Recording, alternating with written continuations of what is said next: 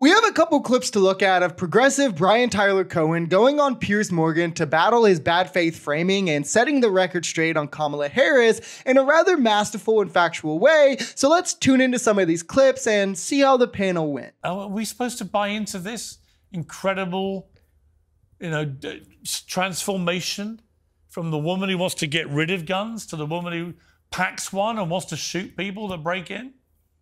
Well, hold on. There's a big difference between having a gun in your house for self-defense or thinking like a handgun in your house for self-defense, and then thinking that we should just have a proliferation of AR-15s that are readily accessible and available to anybody over the age of 18 in this country when they're the weapons that are used in mass shootings day in and day out. And conflating the two is doing a massive disservice to the efforts of people who are actually working to make kids safer in this country. This is the perfect answer. Now, don't be mistaken. I'm sure that she was trying to pander to the gun owners, maybe disaffected Republicans who still enjoy their firearms. But her position on guns and saying that she has one in the house isn't antithetical. She's against weapons of war being on the street. She thinks assault weapons shouldn't be allowed in people's hands.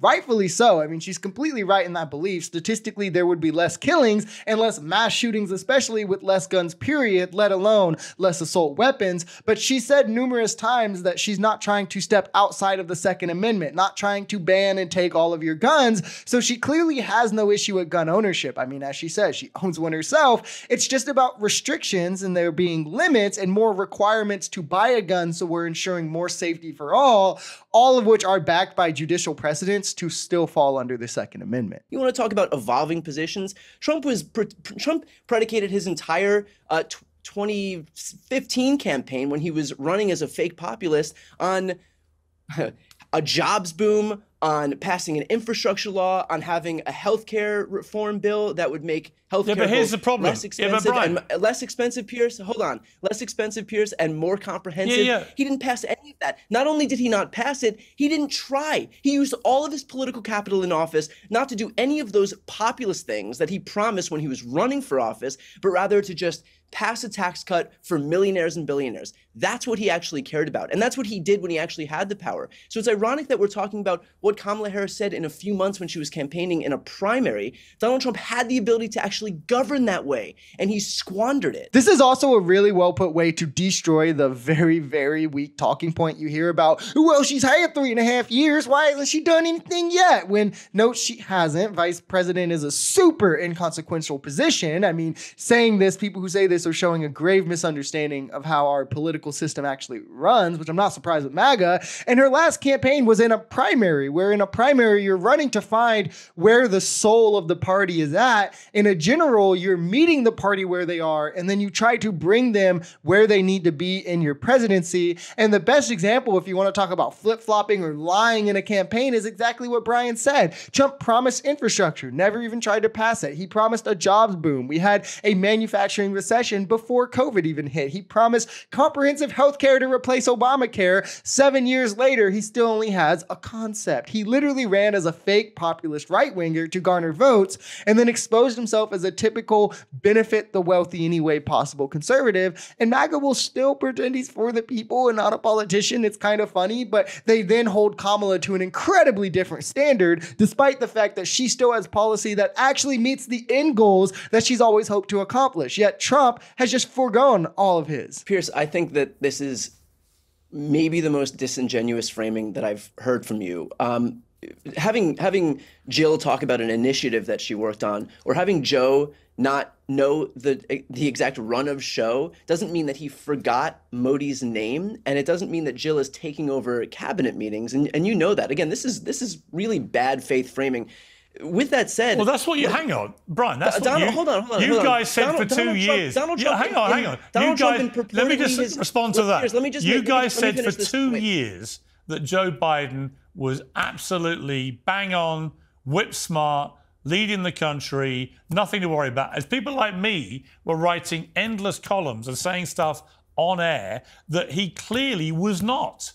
up to running the country. And eventually the Democrats admitted, actually, you know what? We can't defend it anymore. The debate was a debacle. He's out. They stabbed him in the back. And now it looks to me like America's rudderless. But don't tell me that I can't cast aspersions over these clips, given the nonsense that went on for 2 years.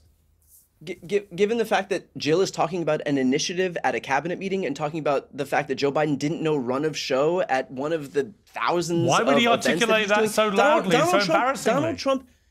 Donald Trump, in his right mind, thought that Tim Cook's name was Tim Apple and thought that Erdogan was the president of Hungary. So when are we going to do segments on that? Yeah, and this is just the same horrendous framing that has went on the last 2 and 3 years under Joe Biden. And that obsession over it is why Joe Biden dropped out, not because of ability, but because of the media narrative becoming too strong. He's fine. He just recently negotiated the largest hostage release since the Cold War. He's passed 7 major pieces of legislation while in office, was able to pass multiple legislation bipartisanly. He passed more bipartisan bills than Trump passed bills, period. He's passed more legislation, period, than any president in modern history. He brought back jobs with a boom, saw the fastest pandemic recovery in the world, kept us out of a recession the entire time, brought up wages, GDP, tackled inflation, again, faster than any other country, record stock market closings, brought manufacturing back to America, semiconductor production, invested more in climate change than any president in history, record HBCU investment, record student loan debt forgiveness. But we're supposed to believe, forget all of that and believe that Republicans were right this whole time. And he was